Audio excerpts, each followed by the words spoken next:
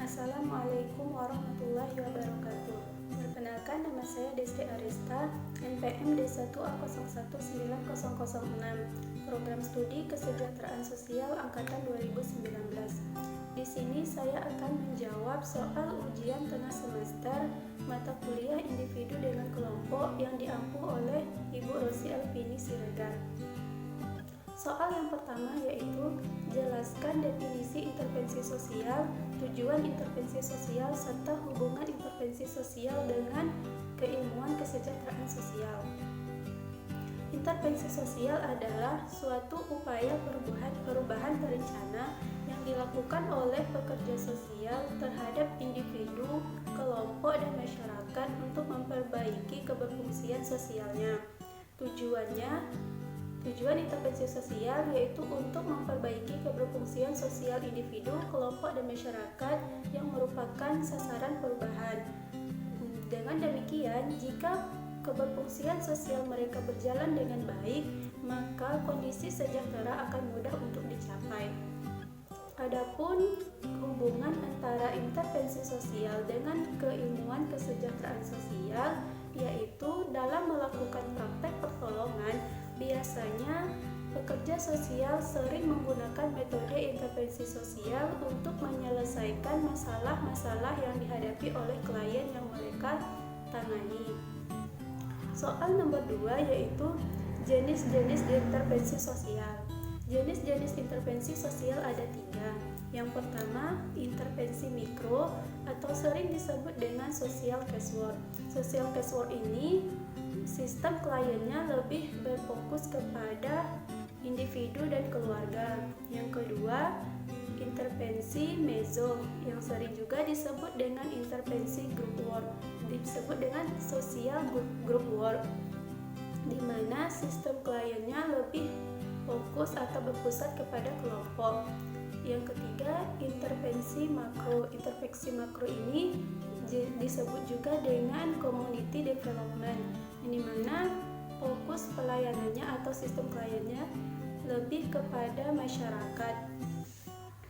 Soal nomor 3 yaitu jelaskan sejarah perkembangan keilmuan group work.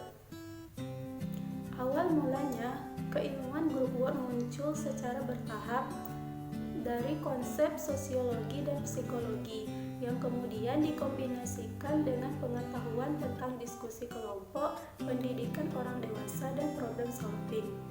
Pada tahun 1923 dilakukan pengkajian dasar-dasar keilmuan group work melalui seminar-seminar, konferensi, dan berbagai penelitian lainnya.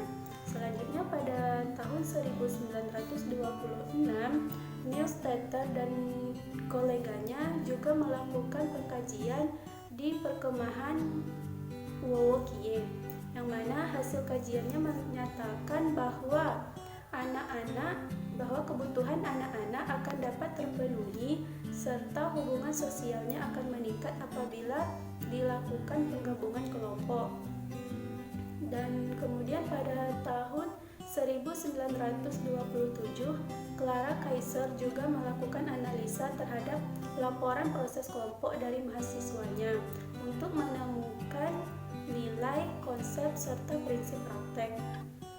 Kemudian pada tahun 1950 Gordon Hare juga memperkenalkan teori sistem.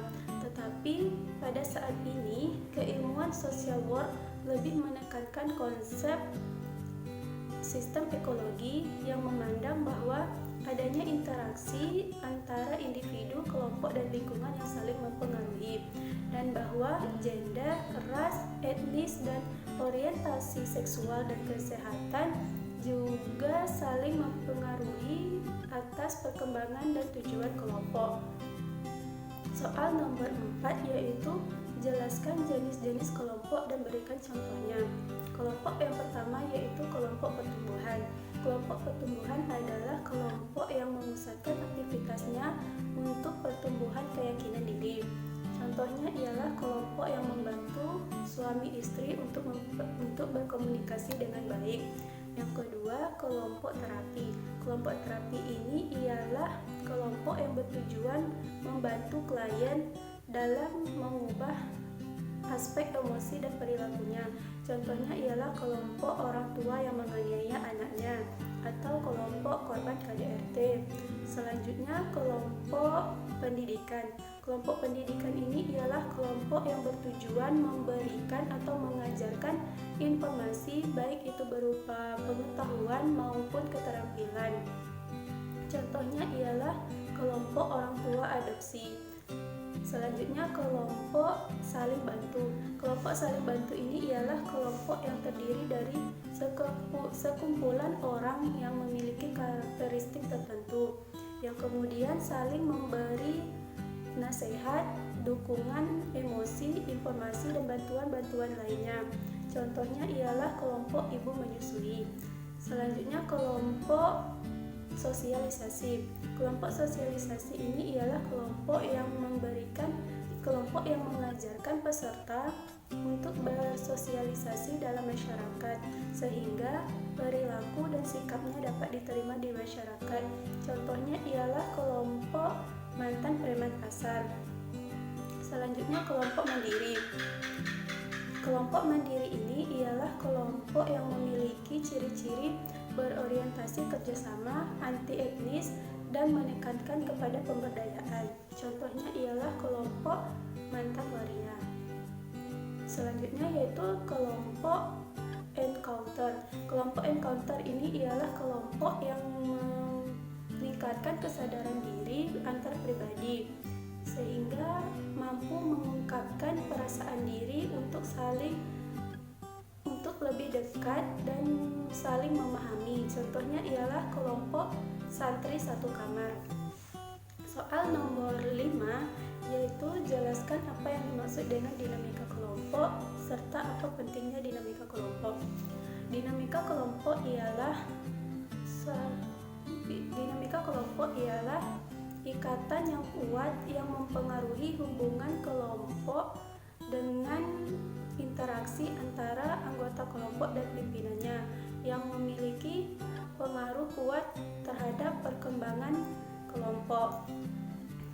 Adapun pentingnya kelompok ialah karena pertama, individu tidak bisa atau tidak mampu hidup sendiri di dalam masyarakat. Yang kedua, individu tidak bisa bekerja sendiri untuk memenuhi kebutuhan hidupnya. Yang ketiga, masyarakat yang besar perlu melakukan pembagian kelompok agar pekerjaannya dapat terlaksana dengan baik. Yang keempat, masyarakat yang demokratis tidak akan berjalan jika lembaga sosialnya tidak bekerja secara efektif. Soal nomor 6 yaitu jelaskan metode intervensi kelompok. Metode intervensi kelompok ialah ada 3. Yang pertama, FGD atau Focus Group Discussion. FGD ini ialah suatu forum diskusi yang terfokus yang dibuat oleh kelompok untuk membahas suatu masalah serta memberikan solusi terhadap masalah tersebut. Contohnya ialah FGD yang membahas tentang bagaimana menyikapi teman-teman yang memiliki kenakalan remaja. Yang kedua yaitu self-help group. Self-help group ini ialah suatu kelompok kecil yang tersusun untuk saling membantu dan mencapai tujuan yang sifatnya sukarela. Contohnya ialah kelompok ibu-ibu dengan kelahiran anak pertama. Selanjutnya yaitu konseling kelompok. Konseling kelompok ini adalah bantuan yang diberikan kepada individu dalam bentuk berkelompok yang bersifat memberikan pencegahan dan penyembuhan yang kemudian diarahkan kepada kemudahan untuk perkembangan dan pertumbuhannya.